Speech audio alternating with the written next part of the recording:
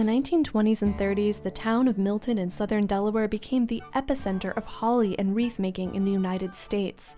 Between Thanksgiving and Christmas, locals called the Pennsylvania Railroad the, quote, Holly Express, because a special train would make holly stops every Saturday. Allison Schell is the director of the Milton Historical Society. So the symbolism of the tree and the tradition of holly wreaths as a Christmas tradition, a holiday Yuletide tradition, we can date that probably back to medieval Christian culture and Catholicism. So you think of Advent wreaths, that was kind of how they originated. So they would have been flat on the table rather than adorned on a door.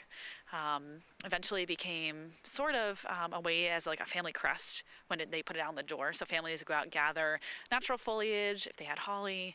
And So would each family have a different wreath depending on their crest? I like to think when I was researching this a little bit more about the history of holly wreaths and wreaths in general. If you've ever been to Colonial Williamsburg during the Christmas time, they have these wreaths that they put out on their doors. And sometimes, like, let's say you're at the business of the tavern, they would put like cards or pipes. I think it became a little bit more commercialized today if you go down there and they have it's a little more kitschy.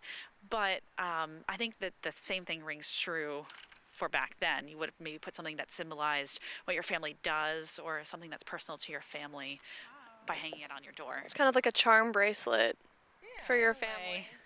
Charm bracelet or a family crest. In the early 1900s, there was a local family, the Burtons, and they had a general store. And as payment, a lot of farmers would give them these natural holly wreath plants or just natural wreaths, and in turn he would sell them or give them to his merchants as a kind of a trading process for his goods.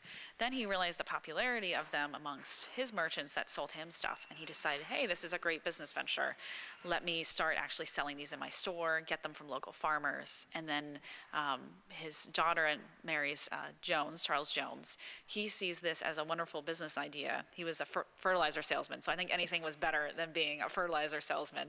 It smells a lot better for sure. And he decided to take the company further. He really based it on quality of his products. He was actually the first person in Delaware to fashion and sell the wire circles that they would have fashioned the holly to.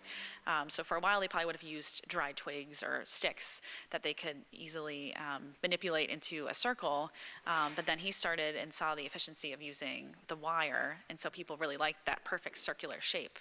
So after gathering all the holly, they would have probably used wire or twine or some sort of string to attach the holly branches all the way around, and then it would have been filled in with other local foliage. The men would go out and forage for the materials.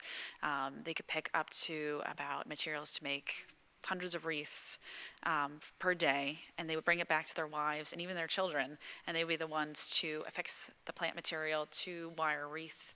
Add some extra foliage to it, some maybe magnolia leaves, stuff called turkey beard, or some other local plants that they would add to make it a little more than just the holly. Holly, which was harvested at the end of the year, was the last chance for farm families to make some extra money. So it would have been very busy, of course, between trying to make the most amount of wreaths per day to make the most amount of money. It would have been between Thanksgiving and Christmas that they would have been working very hard to produce these wreaths to get them out to people all over the United States. A family can make up to $500 in a season for making about 10,000 wreaths. So it was a great way to end the year, to make some extra money, to support the local economy. If you go around town, especially in Milton, we have one in the backyard of the museum, you'll see lots of holly, kind of why the industry boomed so much, not only in Milton, but throughout much of Delaware, and then eventually making it the state tree in 1939. The history of Milton's economy is one of revitalization. The holly boom supplanted a then dying industry, shipbuilding, and it added to the money families brought in from other cottage industries like button making and canning. Soon holly was pulling in a lot of revenue. The state forester at the time had noticed that the holly industry in Delaware had reached about $1 million, which is pretty incredible for the time. And so through recommendations of actually his secretary, he decided to make it the state tree.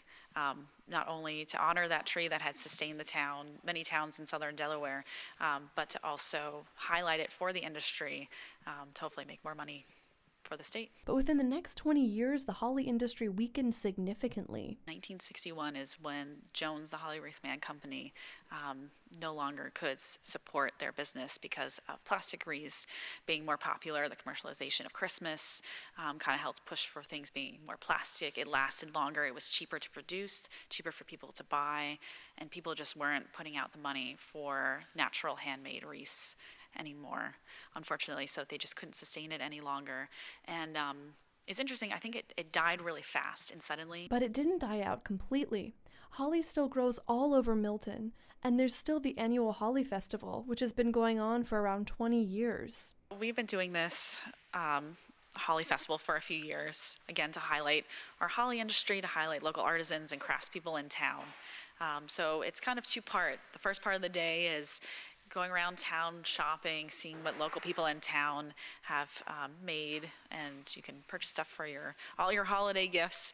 And then the second part is our house tour, which you are able to tour a lot of our historic homes, many of them built by ship carpenters, lots of beautiful details from them. So it really highlights Milton, what we do here, the past and the present comes together on this day, and to help support the town into the next year.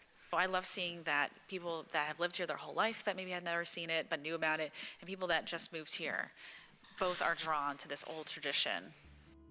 Kind of the story of Milton is revitalization, and so while that industry ended, they picked up another one to take them through, and so that's just how Milton has always run, and we're on already to the next thing.